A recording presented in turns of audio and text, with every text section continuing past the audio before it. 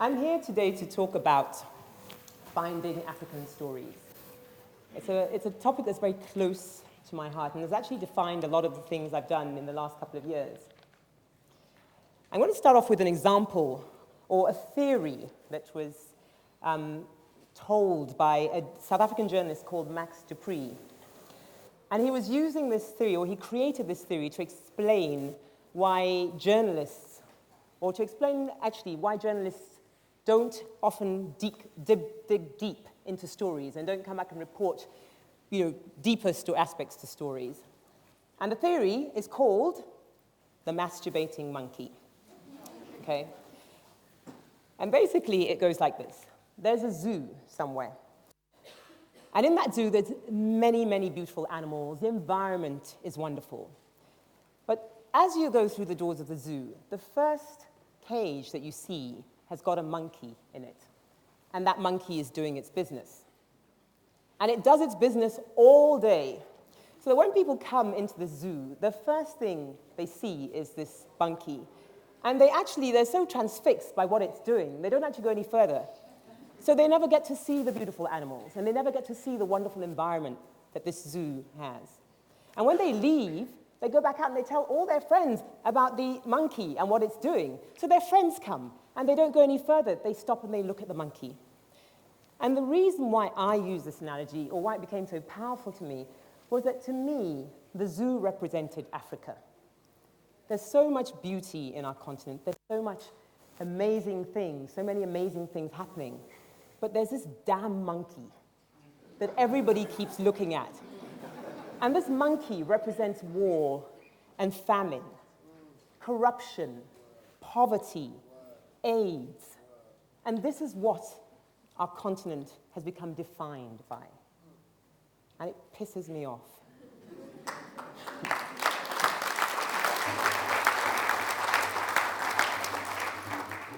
Thank you. Just to put Africa into a little bit of perspective, I'm not saying there is no war, there's no corruption, there's no poverty, there's no AIDS. I'm not saying that.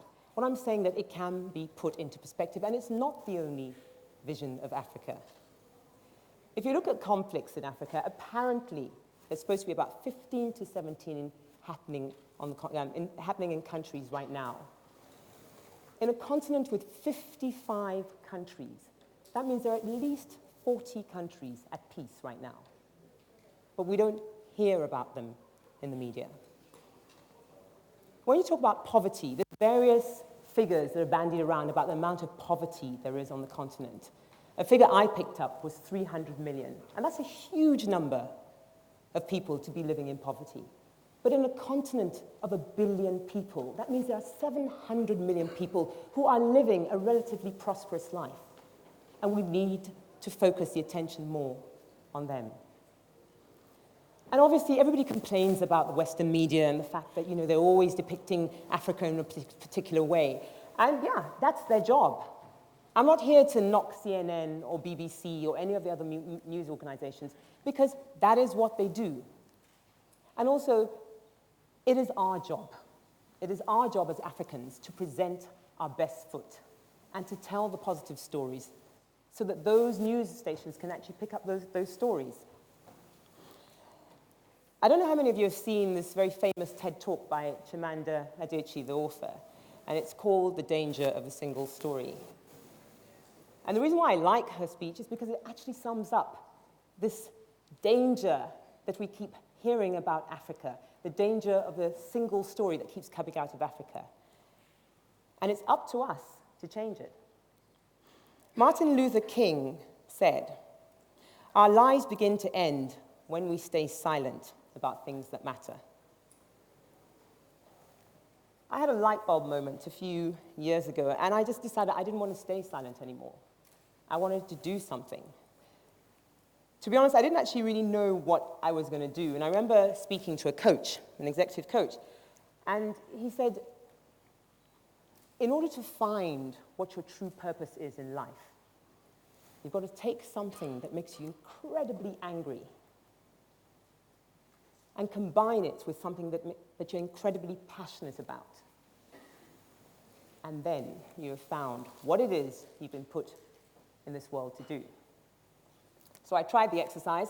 I used to get really angry about the image, about Africa, just the fact that people thought somehow they were better than me because I lived in Africa and they lived in what we term a developed country. I just thought it was unfair. And it really did actually work me up, and I have no idea why. But again, I was really passionate about telling stories. I'd left the corporate world and I'd stumbled into the media, and I was working on a show called Carte Blanche in South Africa. And all of a sudden, we had to tell stories. We had editorial meetings. We were looking for stories. And I remembered at the time that if I could somehow combine those two things, the passion and the anger, then maybe really that's what I was put here to do. So one of the first things I did, actually, because I knew I couldn't change Africa's image just like that, was I decided to start a website because I could control it. Because I realized that I didn't know everything positive about Africa. The website is still up. I did it about 6 years ago. It's called africaourafrica.com. And anybody with iPads here, please don't go to it because it's been hacked right now. So it's a bit of a mess. But the idea behind it, it's like a Wikipedia-type site. The idea was that Africans could contribute content, positive things about Africa that somehow also stayed in our heads and wasn't out there for the media to see and for us as Africans to see, to inspire us. The website's very simple. It's got a couple of categories, and it's like interesting people, interesting websites, interesting images, interesting books from Africa. And the only criteria that I asked people to consider is that it had to be positive. And I was trying to build this repository of positive information and knowledge about Africa. But then another thought struck me, that if you want to change a message or tell somebody something, the best way to do it is to tell them a story. I'll give you an example. If, for example, I wanted to stop you all smoking, and believe me, various governments and medical authorities have been trying to do that, I can tell you all day, don't smoke, don't smoke. Or I can tell you the story of somebody with a similar background who smoked as much as you did, who died a horrible, painful death of lung cancer caused by smoking. You're far more likely to react, far more likely to absorb the message than if I just told you to stop smoking. With that in mind, I set out to start telling stories. And one of the first projects I did was a book called Africa's Greatest Entrepreneurs. And that was a book where I told the stories of 16 of people I believed were some of Africa's greatest entrepreneurs. They were from 11 countries across Africa. And people often ask me, gosh, it must be really difficult finding these people. And I said, well, no, it's like you come to the UK and you ask, who's one of the top entrepreneurs here? You go to America, people will say, there's Richard Branson or there's Donald Trump. They're not hard to find. What was hard was A, getting them to tell me their story, and B, making sure that people realized that I wasn't there to raise their image, and I certainly wasn't being paid for it, as a lot of people thought I was. But I was trying to get people to tell their stories so it could inspire other people. The key thing for me was the people that were featured in the book built their empires, made their fortunes in Africa, and that it was possible to do it. The book went on, and it became like quite a good-selling book. I won't say it wasn't necessarily a best-selling book, and that touches on a subject which I'll talk about later, about the number of people who buy books by Africans on Africa. The second project I did was a book called, it's not a book, so I'm looking at the time here, was a reality series, which I did called Lifestyles Africa. Well, actually, it was called Living It. I called it Lifestyles Africa. And it was loosely or entirely based on an American series called Lifestyles of Rich and Famous. So the series went out, and it went out across Africa, and it did, relatively well. And people always said to me, my God, I didn't know that they had rich people in Botswana. You know Nigerians, they say that. And then shortly after that, I got approached to be in a drama series called Jacob's Cross, which some people may recognize me from. I always say to people I'm not an actress, but at the time, Jacob's Cross, when I saw the script, it was about this amazing family, oil dynasty. It was like Dallas, but it was Africans, and we were controlling an African business across the continent. And in it, I had a private jet. That was very exciting. But again, I did it, not because I wanted to act, because I thought, you know what, it's a positive image of Africa, and I'll do it. Shortly after that, I started a publishing company. I produced another book called South Africa's Greatest Entrepreneurs, and then I started a series of books called Nolly Books. And the reason why I did that was that I realized that all these books that we put out, Africans actually don't read that much. And I thought, well, I remember, I have to confess, I started reading Mills and Boons. That's how I became a reader. And it was like Blade and Rebecca in some fictitious place, but it was not a place I identified with. And I thought, what if we could create romance stories with African characters and based in African locations? And that's how Nolly Books started. And those books are very, low-cost books which are available in supermarkets in South Africa. The idea is maybe to broaden that out. But again, it was about getting young people to read and creating heroes, fictional in this case, that could inspire, because all my heroines were clean and they never had sex with people before, in the book anyway. So I was creating fictional heroes and trying to inspire young people. The reality is, I have to confess, with all these efforts that I feel that, were my efforts to try and change perceptions, the West is actually not ready to see this new vision of Africa. And I'll tell you why. When I did the series Living It, I took it to an agent in the UK and I tried to sell it onto European and American TV stations. And do you know what she told me? She goes, you know what, Europe, Americans, they're not ready to see Africa like this. A, they won't believe it, and B, they'll actually feel a little bit disgusted that there are people living like this in Africa with so much poverty. So she said, sorry, I can't help you. We just won't sell this. Same thing with Jacob's Cross. The guy who sells Jacob's Cross at MNet, the station that commissioned it, said there was a European country that would not take the series because they said, well, it's not a very realistic depiction of Africa. So the reality is, the West actually is not ready. The other part to this, the reason why probably we don't have as many stories out there about Africa, is that actually Africans are very secretive about what they do and why they do it. I know when I was trying to look for only 13, we only needed 13 characters to feature on Living It, I struggled. I remember we were already on air, and I had like a couple of weeks to finish the last episode. And I was like, I remember I was watching this episode of Dr. 90210. I don't know if you've seen it. And there was an episode where a woman was having a labiaplasty. Now, I don't know how many of you know what that is, but it involves this area. And this woman lay back on a bed, and there was a camera right up her, open legs, filming the whole procedure with the necessary bits all sort of clouded out.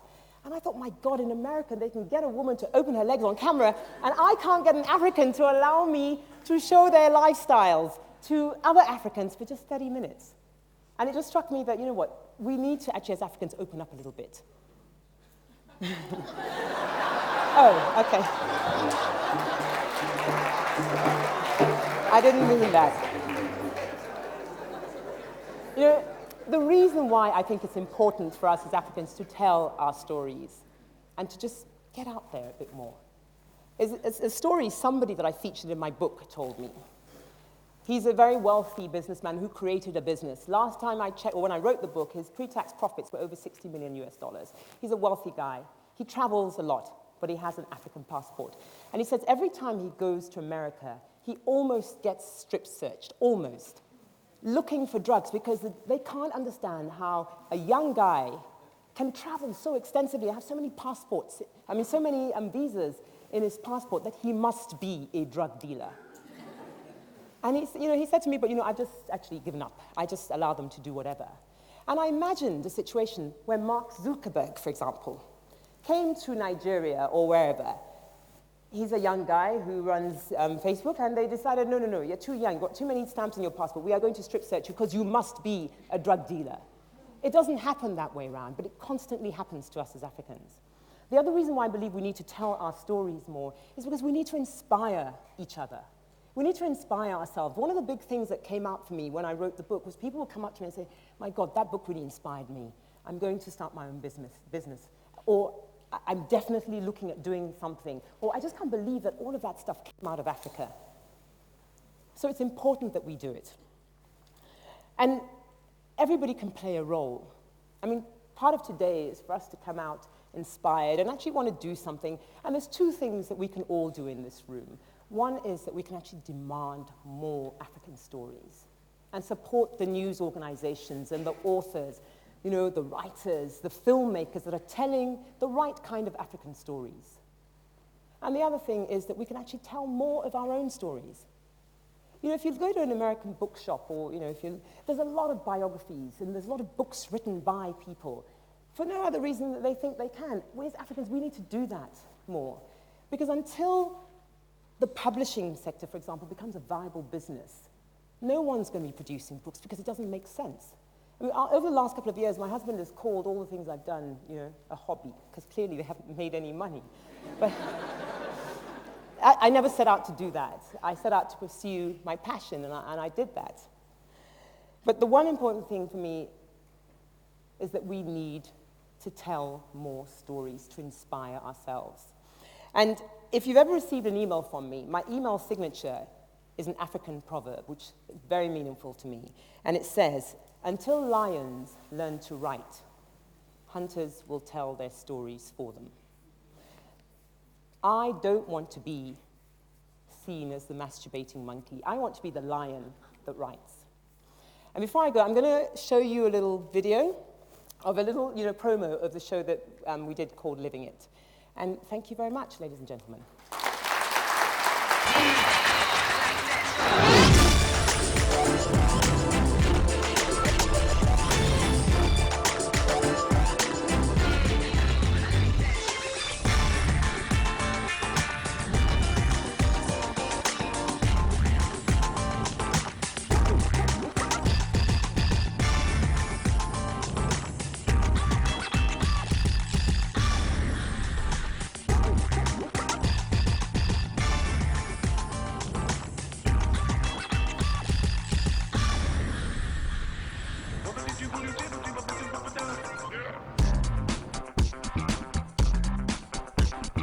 I'm in Lusaka in Zambia. In fact, I'm in Dar es Salaam in Tanzania. I'm in Maputo in Mozambique.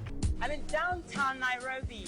In fact, I'm in Lagos, and I'm here to meet one of Africa's most passionate polo players. I always told myself that if I was successful in life, I was not going to allow myself to become a slave to money. There's a popular saying here that a Ugandan is a poor man living a rich man's life. That's because Ugandans love to party. I went looking to meet the elite and was directed to the inimitable Gordon Wabamuna. Sometimes we take it to visit our island. We bought a number of islands on direct. Botswana's #1 money spinner are these diamonds. You gotta give it to me. For heiress Nikki Nchindo, it's a case of diamonds and daddy are a girl's best friend. Her dress had 2,500 Swarovski crystals, 6,500 diamond carats worth a few $1,000,000. Most people move around Lagos like this, and I must say it's hair-raising. But there are other ways of traveling and other ways of living. Now, 6 flights of stairs later, it was well worth the effort to meet Erelu Kuti IV. She's the Queen Regent of Lagos, and her penthouse, when we got there, was certainly fit for a queen. I think I'm just somebody who just loves life.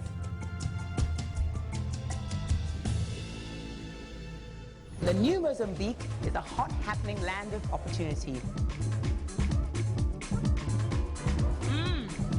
It's okay. I'll tell you, it's cars. I love cars. The only thing I want to do more and why I'm working more, it's to build tomorrow a better future for our country.